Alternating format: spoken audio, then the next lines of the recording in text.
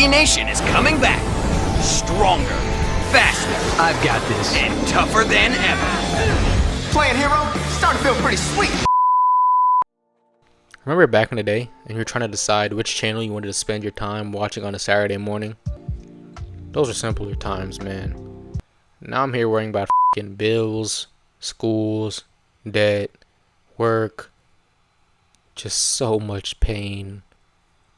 But anyways, back in the day, before streaming, you knew you could record like 1 or 2 shows on your cable box before your parents got mad at you.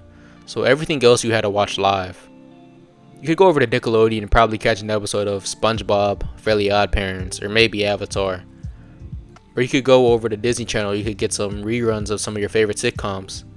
But if you were like me and wanted to watch some superhero content, we tuned into Cartoon Network. Obviously, Disney XD had Earth's Mightiest Heroes and Ultimate Spider-Man. But Cartoon Network had an entire block of television made specifically for DC content. DC Nation.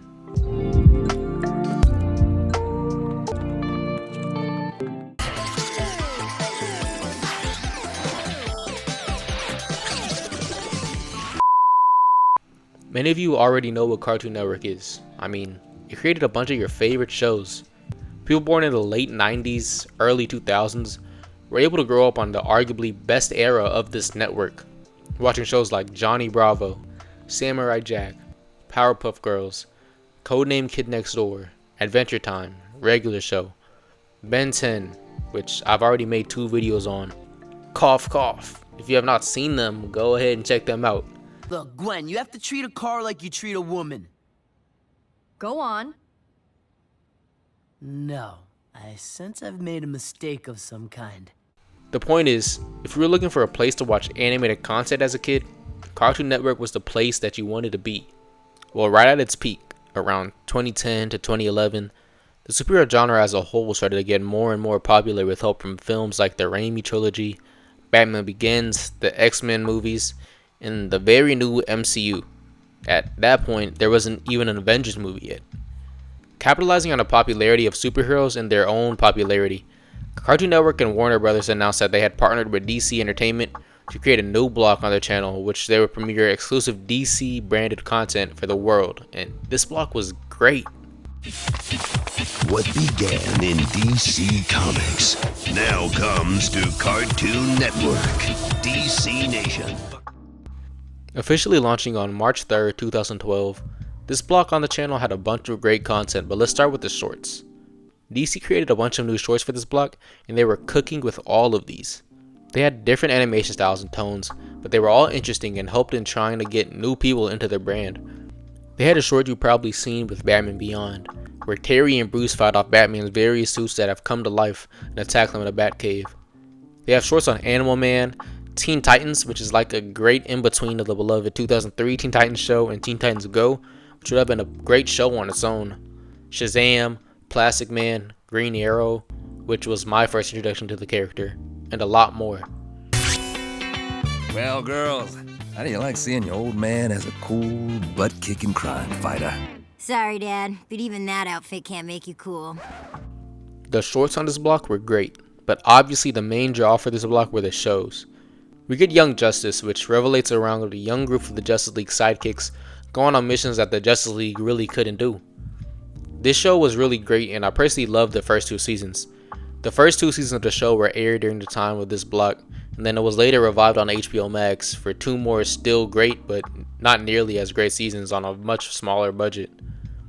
We get Green Lantern the animated series, which was so good it had the execs of Cartoon Network pissing down their fucking legs.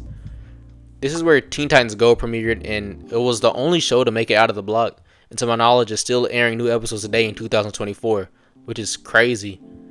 But this block wasn't without its stinkers, with Beware the Batman, which I watched, but I can't for the life of me remember anything that happens in the series. Wasn't Alfred like a member of the mob or something? Help yourself. Tempting, but I'll stick with this. What is cheese exactly? Like I said last video, and is still very much true, all great things must come to an end. This block of television ended on March 29th, 2014, and with this block ending, so did every show except for Teen Titans Go. which will never f***ing end. While many fans yearn for the second season of Green Lantern, the animated series, we don't ever talk about Beware the Batman anymore, which is probably for the best. Arrest me. Fans were successful in bringing back Young Justice, which got one season on DC Universe and one season on HBO Max, but it's currently not looking like it will get a fifth season unless James Gunn is feeling generous with the fans. But I'm not here to talk about all the canceled shows, but why they were canceled. What happened to DC Nation? And the truth is, I honestly don't really know. From what I've seen, people love this block of television, even though it wasn't the most consistent block of television out there. It would take massive hiatuses during its 2-year run, and they even just randomly just put a few episodes on iTunes and Amazon for purchase for no real reason. Hey, better get back there. As for Earth, when trouble calls, Guy Gardner picks up. DC Nation seems like it got caught in the changing of cultures at Cartoon Network, as most of the series were targeted towards older kids with more serious themes and tones, but the execs at Cartoon Network wanted to focus on more light and fun episodic series for kids to watch on their network, which is why Teen Titans Go was able to break through the mold. Personally, I wish that the block was still around today. I mean, could you imagine shows like My Adventures with Superman and the new Cape Crusader show airing on that block today?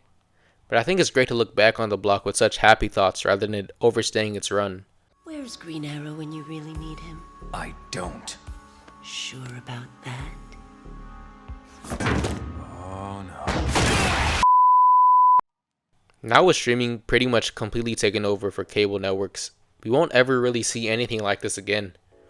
Now studios are focused on their very popular IPs to push on their services.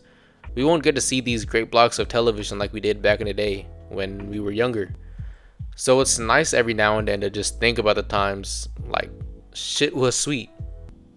Cause shit ain't ever sweet.